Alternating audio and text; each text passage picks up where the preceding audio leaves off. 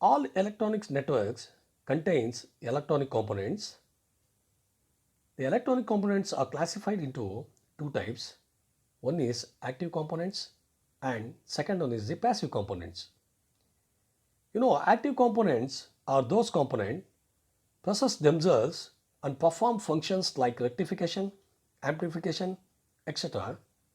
Example, voltage or current sources, semiconductor diode, transistors, etc. Passive components are those components they cannot process themselves and cannot perform functions like rectification, amplification, etc. But they absorb or store the electrical energy. Example, resistors, capacitors, inductors, etc. The active components are non-linear and unilateral, but passive components are linear and bilateral.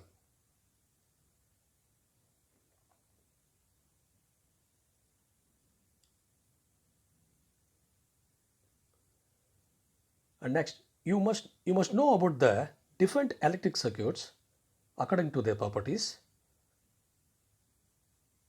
Linear, the circuit in which the current is proportional to the voltage is called linear circuit. Example, circuit containing the elements like resistors, capacitor and inductors, etc. The circuit in which the current is not proportional to the voltage is called nonlinear circuit. Example, circuits containing diodes, transistors, etc. Next, unilateral network. It is a circuit whose properties change with the direction of its operation. A diode rectifier is a unilateral circuit because it cannot perform rectification in both directions. Next, bilateral network. A bilateral network is one whose properties are the same in in either direction.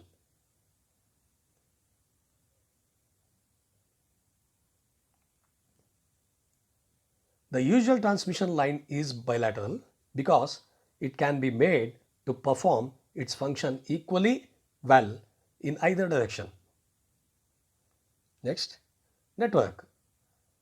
A circuit is having number of circuit elements is called a network. Node. Node is a junction in a network where two or more circuit elements meet at a point. That means two or more circuit elements connected together. Next, mesh. It is a loop that contains no other loop within it. Next, network topology.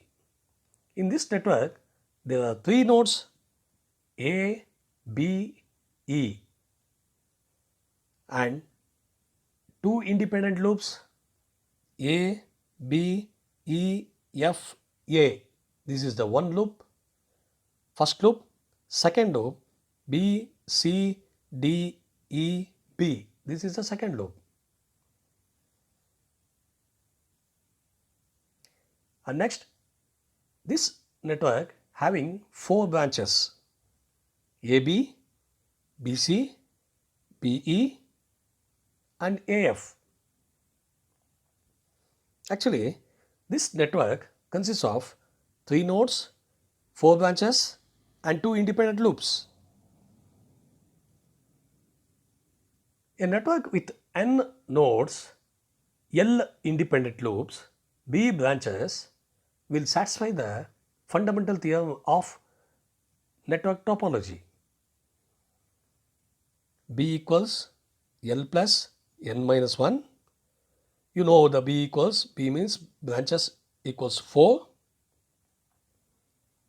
and L is the independent loops, that's equals to 2. It's having two loops. N equals to 3, the network having 3 nodes, minus 1, that's equals to 4.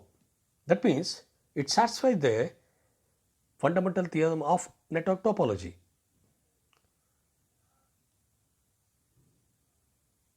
Next, Ohm's law.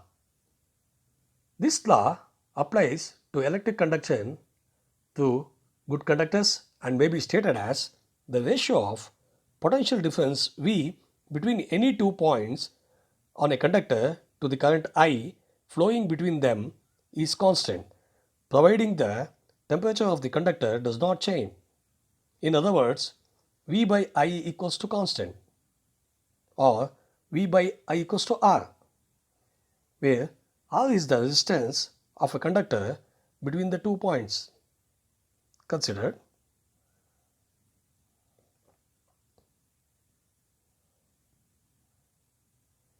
Next, Kirchhoff's laws. In the Kirchhoff's laws, there are two types of Kirchhoff's laws. First one, KCL, Kirchhoff's current law, and second one is the Kirchhoff voltage law. The first one, Kirchhoff current law.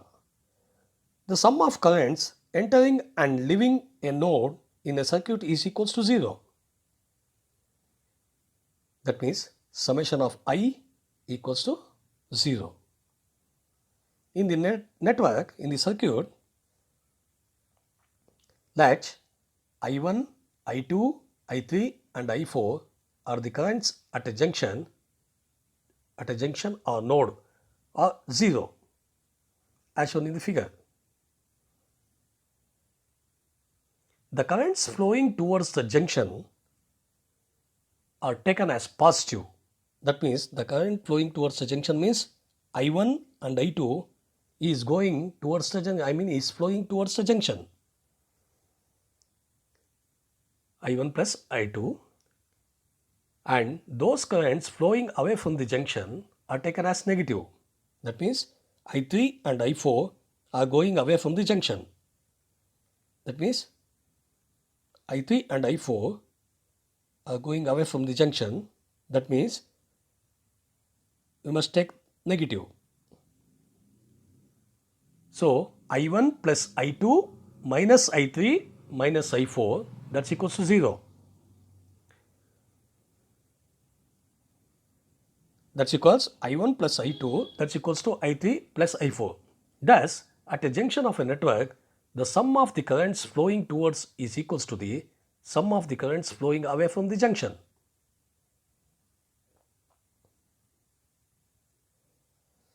Next, Kirchhoff's voltage law.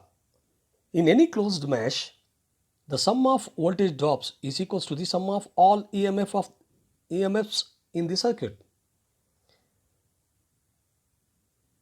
That means summation of IR, that means the product of current and resistance, is equals to the summation of EMFs E. In the mesh, in the circuit, in the mesh, that means mesh means A, B, C, D, A is a mesh. Before that, you must know about the sign conventions used to apply the KVL to the mesh. The fall in potential in resistor is taken as negative. The rise in potential is taken as in resistor is taken as positive. The rise in potential in voltage source is taken as positive. The fall in potential in voltage source is taken as negative. I am starting from A, I1 into R1. The voltage drops across R1 is I1 into R1 minus I1 into R1. Next, minus I1 into R1 means the fall in potential plus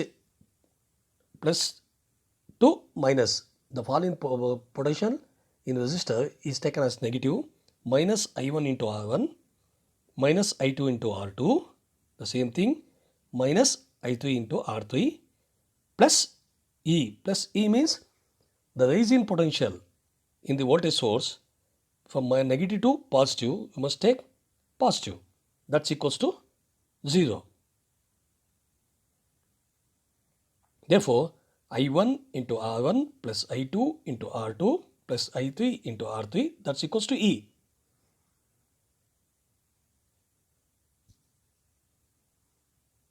in the source voltage is taken as positive while moving from the negative terminal to the terminal of the battery to the positive terminal because of the rising potential.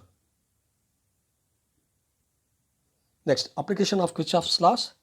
Using Kirchhoff's circuit laws, the various voltages and currents circulating around a linear circuit can be found. Next, we can also use loop analysis to calculate the currents in each independent loop by using Kirchhoff's laws. Thank you.